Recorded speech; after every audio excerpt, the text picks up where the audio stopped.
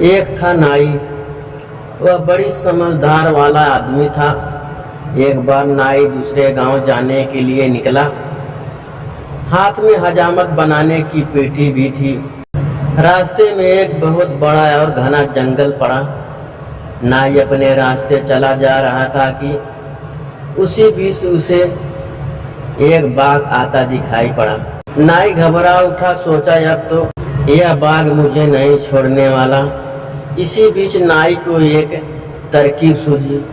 जैसे ही बाघ पास आया, नाई गरज कर बोला, आजा कुत्ते, अब तेरी क्या ताकत है कि तू मेरे हाथ से छूटकर भाग सके। देख, इस बाघ की तो मैंने अंदर बंद किया ही है और अब तेरी बारी है। नाई ने बाघ को कुत्ता कहा था, इसीलिए बाघ तो आग बबूला हो उठा था। वह छलांग मारकर नाई पर झपटा। तभी नाई ने आईना निकालकर बाघ को दिखाया।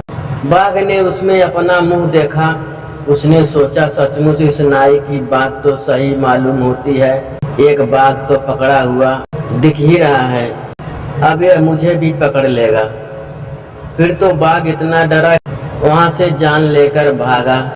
नाई ने आईना अपनी पेटी में रख लिया और वह आगे बढ़ा। चलते चलते रात हो गई। नाई एक बड़े से बरगद पर जा बैठा और रात वहीं रह गया। हजामत की पेटी उसने एक डाल पर टांग दी और वह आराम से बैठ गया। कुछ ही देर के बाद बरगद के नीचे बाघ इकट्ठे होने लगे।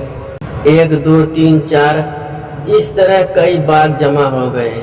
आज वहाँ बाघों का अपना बने भोजन था।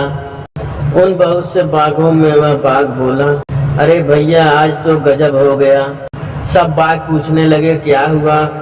बाघ बोला, आज एक नाई मुझे रास्ते में मिला।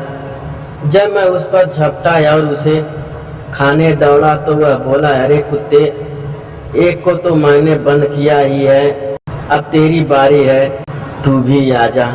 जैसे ही मैं उसे खाने को दौड़ा, उसने अपनी पेटी में से एक बाघ निकाला और मुझे दिखाया। मैं तो इतना डर गया कि पूंछ उठाकर भाग खड़ा हुआ। एक बाघ ने कहा, बस करो, बेमतलब की गप मत हाँको। भला कोई नाई किसी बाघ को इस तरह पकड़ सकता है? बाघ बोला, अरे भैया, मैंने तो इसे अपनी आंखों से देखा है। दूसरे बाघ ने कहा, ओह, तुम तो डरपोक हो, इसीलिए डरकर भाग खड़े हुए। तुम्हारी जगह मैं होता तो उसे वहीं खत्म कर देता। बाघ की बातें सुनकर नाई तो पसीना पसीना हो गया। वह इस तरह थर-थर कांपने लगा कि बरगद की डालियां हिल उठी। एक डाल पर एक बंदर सो रहा था। डाल के हिलने पर वह नीचे आ गिरा। तभी नाई ने होशियारी से काम लेकर कहा, भैया, पकड़ लो इसे बाघ को, खबरदार छोड़ना मत, यह बाघ बहुत सयाना बन रहा है। सुनकर बाघ ने कहा, देखो, मैं कहता था ना कि कोई बाघों को पकड़ने निकला है। संयोग कुछ ऐसा हुआ कि बंदर उस बाघ पर ही आ गिरा। बाघ तो छलांगे मारता हुआ भाग निकला। उसके पीछे पीछे दूसरे बाघ भी भागे। सबके सब गायब हो गए। सवेरा होने पर नाई आराम के साथ बरगद से नीचे उतरा और अपने घर पहुंच गया।